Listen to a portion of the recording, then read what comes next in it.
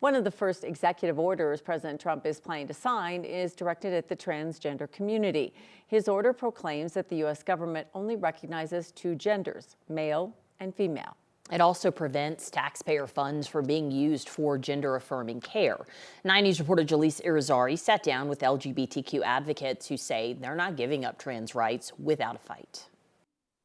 Splayed across this screen is a guarantee people like Jax Gonzalez have fought for. Lots of information. A promise they hope isn't soon broken. So right now we have in practice that gender affirming care is an essential health benefit. This care is just part of that individual freedom to express yourself and to access care. Gonzalez is the political director at One Colorado.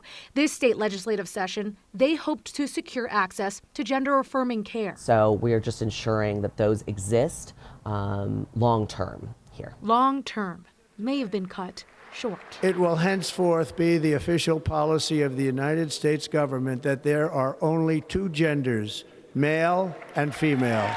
President Trump's inauguration speech spelled out a slew of his first few executive orders.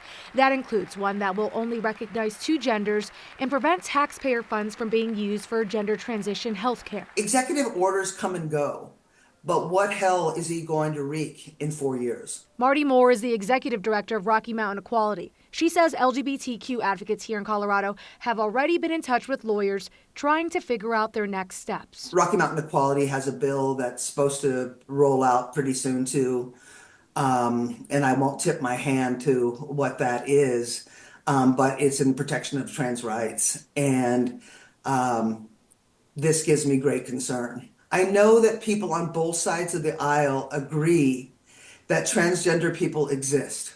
Whether they like it or not is another story. What happens next is unclear, but advocates say they will continue to battle. Yeah, absolutely. A promise they vow to keep. Colorado is a place that's open for all. Advocate groups will spend the next few days dissecting these executive orders and figuring out how it will impact the LGBTQ community and then create an action plan. The executive order President Trump is expected to sign will also end a number of diversity, equity, and inclusion programs inside federal agencies. Jaleesa Irizarry, 9 News. All right, Jaleesa, thank you.